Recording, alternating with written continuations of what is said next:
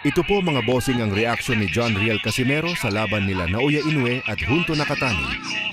Tonight, I think he's thinking more about being safe, which of course you have to. You need to go, what should I be doing? He's trying to react. Sabot pala sila na, hinayera tapi. Ayon kay Casimero mga boss, parang nag-uusap daw sila Inoue at Nakatani na dahan-dahan lang. Coming back, but I got to be the first off. Fought in Scotland, of course, Inoue. And what were some of the opponents Ay, bugaya, oy. in the past? He said you can't quite analyse where he's coming from. He stands on the edge, he's away from you. He's constantly reassessing the distance so you can't get yours.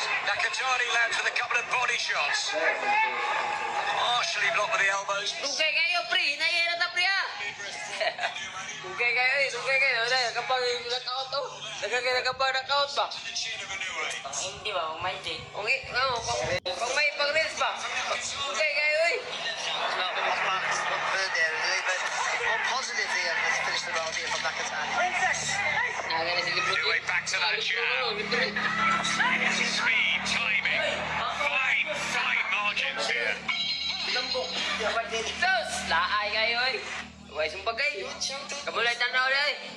Ano, eh. Ayan mga boss, biglang nainip si Casimero kaya umalis at hindi na tinapos ang laban. Round 1 to round 6 kasi halos hindi nagkakatamaan. Parehong nag-ingat sila Inoue at Nakatani pero pagsapit ng round 7 biglang dumami ang pinapakawalang suntok ni Junto Nakatani. Ganon rin si Inoue mga boss. Parehas lang naman po ang dalawa na kumain ng suntok simula round 7 hanggang matapos ang huling rounds. At nakuha nga po ni Inoue ang panalo via unanimous decision. So ang tanong mga boss, tama ba ang hatol ng mga hurado sa salpukan na yan?